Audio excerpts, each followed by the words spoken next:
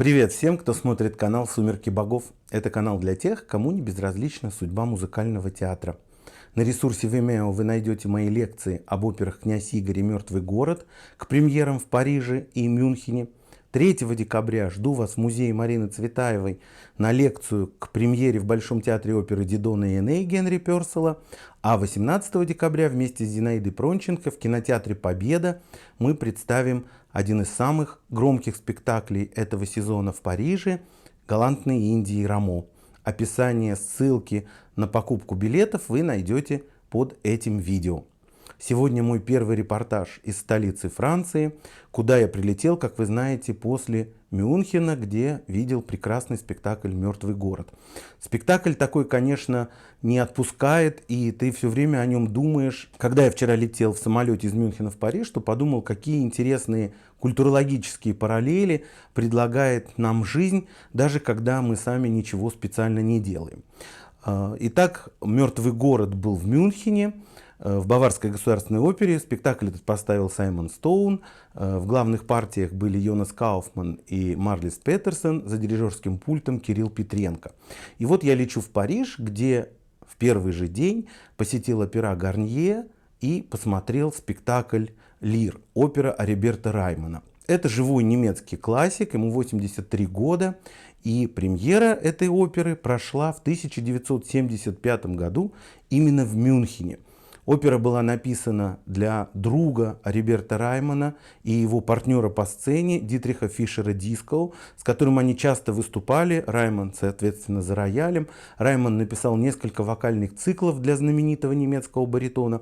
И однажды он решил написать для него оперу, которая поначалу звезду напугала. И Фишер-Дискоу не сразу согласился, но тем не менее в 1975 году все выучил и исполнил. Музыка действительно непростая, атональная.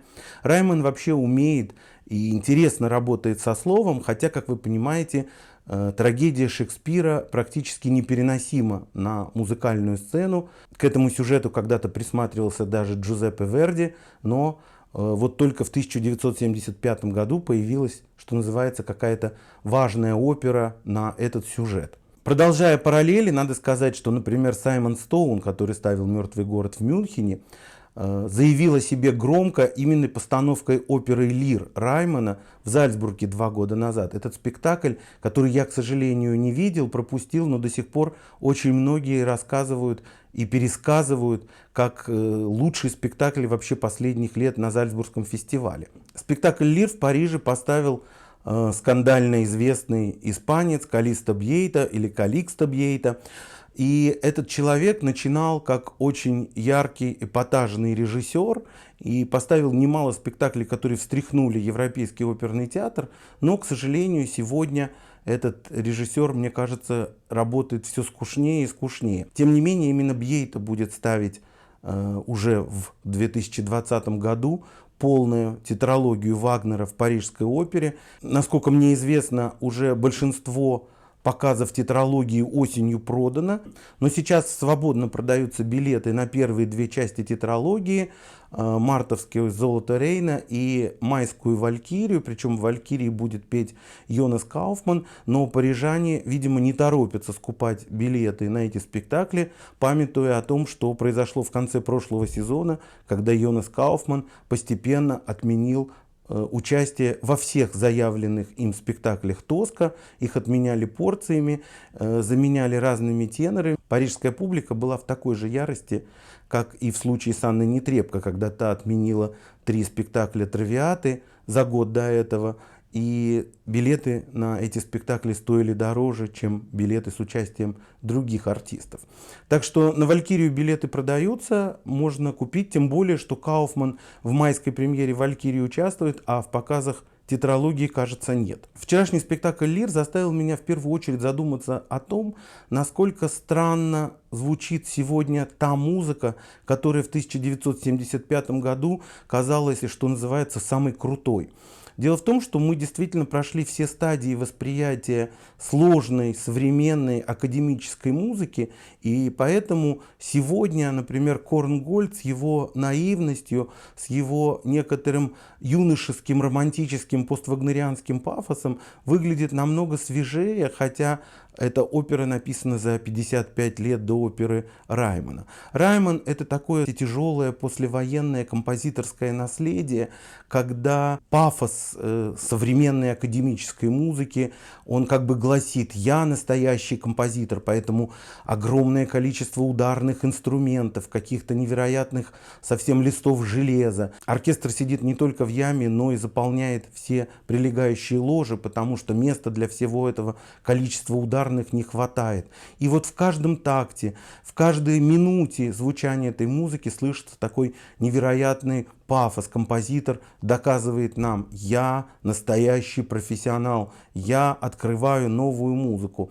Немножко это звучит, конечно, сегодня уже наивно тоже, и пафос этот выглядит таким зряшним, тем более, что публика, как вы понимаете, в Гарнье более-менее туристическая, но слава Стефану Лиснеру, который прекрасно понимает, что в Гарнье будет продаваться любая музыка, и в общем театр продан процентов на 90, он заполнен людьми. Если кто-то уходит, то это скорее всего русские туристы, а китайские-то они сидят до самого конца, как вкопанные. Французы с большим интересом относятся к этой музыке, и в первую очередь потому, что в главной партии поет и играет выдающийся датский баритон Бо Скофхус. Знакомого ли вам это имя, я не знаю, но я многие десятилетия уже слежу за его творчеством. Мало того, когда я работал в Большом театре, я организовал камерный, правда, концерт Бо. Он приезжал и пел «Лебединую песню» Шуберта в старом еще бетховенском зале Большого театра. И мы с ним много говорили на тему того, чтобы он приехал и спел в каких-то спектаклях. И даже предлагали ему спеть, например, там в «Пиковой даме». Но артист, который по всему миру пел, например, Елецкого и Онегина, сказал, что ему не очень удобно будет перед русской публикой петь. Он считает, что его русский язык недостаточно хороший. Ну, это такое нормальное отношение правильного артиста к своему делу. Но я слышал Скофхуса и, например, в моцартовских операх с Рикардо Мути за пультом. Я слышал его в романтической музыке, Гамлет, Тома. Вообще, всегда, когда Скофхус на сцене, он незабываем. И что самое прекрасное в этом артисте, однажды почувствовав, что он уже не может петь кантилену, что у него не так хорошо получается, этот артист решил сменить репертуар и перешел туда, где, возможно, это, в общем, не так заметно, но я не могу сказать, что поет он непрофессионально. Вы знаете, в принципе, современная музыка, почему-то считается, что можно ее петь безголосым людям. Это совершенно не так. Вот в спектакле вчерашнем «Лир» была Аннет Даш, которую я слышал несколько раз за минувшие месяцы. Она, например, заменяла Анну Нетребко в «Лоенгрине» в Байройте. И все недостатки ее техники какие-то, которые слышны в романтической музыке Вагнера, они нисколько не спрятаны в современной музыке Раймана. Поэтому нельзя сказать, что Скофхус ушел в современную музыку, потому что он уже там не может петь. Он не может там выдавать такой же 150% результат. Вот это отношение к делу. Но его голос по-прежнему звучит, как должен звучать. И самое главное, что он выдающийся артист. Он действительно выдающийся артист. В спектакле Калиста Бьейта он практически весь спектакль играет полуобнаженным. Да? На нем такие белые, как у нас говорят, семейные трусы. И видно, что у этого артиста не только лицо, жест, каждый мускул тела. Это просто невозможно не заметить. Правда, я сидел близко, но кто сидел далеко, мог разглядеть это в бинокль. Каждый мускул тела работает на образ. Специфическая музыка Раймана, она, конечно, для Скофхуса вообще не проблема. То есть я удивляюсь, насколько можно свободно и замечательно исполнять такую музыку. Несколько лет назад я слышал Бо Скофхуса в спектакле «Лулу» в Мюнхене. Это был спектакль Дмитрия Чернякова, а за пультом был Кирилл Петренко. И это вот именно те случаи, когда Скофхус поет, а ты не понимаешь, что это музыка атональная, какая-то тяжелая. Нет, ты упиваешься этим точно так же, как будто бы, если бы он пел Моцарта или романтическую музыку. Вообще уникальный артист. артист. Если вы никогда его не слышали, обратите внимание, есть очень много записей, он прекрасный исполнитель камерной музыки. В общем, ради этого даже стоит пойти на Лир. Спектакль этот скучный и тяжелый, нечего добавить в его защиту, потому что здесь нет интересной сценографической концепции, все декорации представляют из себя сожженные, так сказать, черные от копоти доски, которые разным образом опускаются, поднимаются, ну какое-то опять видео животных крупным планом. Все это так примитивно, и все действие происходит, как всегда, я ненавижу, на авансцене, все мизансцены почти фронтальные. Единственное, что Бьейта удается работать интересно и запускать механизмы, которые у хороших поющих актеров существуют внутри. А состав на этот спектакль подобран очень достойный, и в нем есть несколько интересных таких певческо-актерских работ, именно потому, что люди очень способные, и они чувствуют эту музыку, понимают эту музыку. В первую очередь нужно вспомнить Эвелину Херлициус, который поет Гонорилью, замечательный контртенор Эндрю Уотс, который у нас пел недавно в театре Станиславского в спектаклях «Похождение повесы» Бабу Тюрк, а здесь он поет Эдгара, намного интереснее и поет, и играет, чем в спектакле «Похождение повесы». В спектакле есть несколько интересных актерских и вокальных работ, потому что спектакль вообще густо населен персонажами. Но, конечно, по сравнению с Бос Кофхусом все меркнет. И если вы пойдете на этот спектакль, надо обязательно досидеть до конца и увидеть финальный монолог Лира, который Скофхус играет, сидя на краю сцены. Это невероятное наслаждение наблюдать за этим артистом, за его мимикой, за его игрой. И в этот момент ты понимаешь, что ничего не бывает просто так, что вчера у меня был, например, прекрасный спектакль «Мертвый город», в котором Саймону Стоуну удалось уничтожить всякий гламур в Йонасе Кауфмане и заставить его интересно существовать на сцене. А сегодня я вижу Бос Кофхуса, который не менее интересно играет. И это вот те моменты, ради которых мы, собственно говоря, и ходим в театр. В любом спектакле можно встретить такие моменты, поэтому самое, наверное, ужасное, это когда мы начинаем отбирать и говорить, это я люблю, это не люблю. Ой, вы знаете, я только хожу на Верди, или я только хожу на Пучини, вот никогда не пойду на оперу современного композитора. А вчера все, кто пришли, кто не побоялся, получили огромное удовольствие, потому что любая музыка в исполнении выдающегося артиста может превратиться в невероятное достижение. И, возможно, многие будут вспоминать этот спектакль как один из лучших в своей жизни. Конечно, в этом спектакле не идеально много проблем, знаете, и постановочных, и там такие старые уже скучные приемы. Бьейта выводит на сцену в этом спектакле как образ обнаженного старика с обвисшей кожей, с обвисшими половыми органами, который не выполняет никакой функции, просто эпатирует публику. Но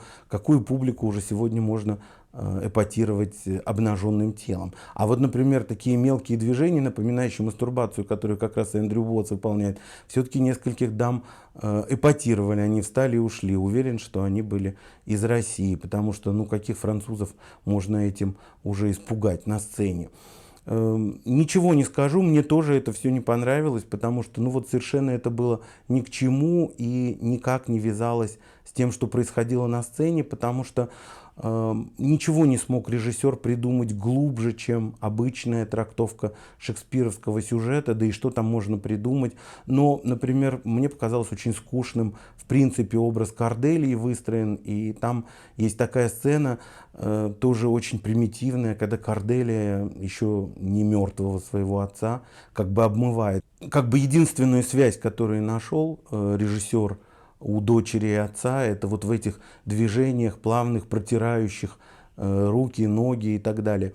Вообще спектакль не просто примитивный, он никакой, да, его просто могло бы не быть, и многие артисты на сцене бы существовали прекрасно и без этих режиссерских идей, поэтому я, в общем, небольшой поклонник Бьейта, но мне становится страшно от того, что будет в тетралогии.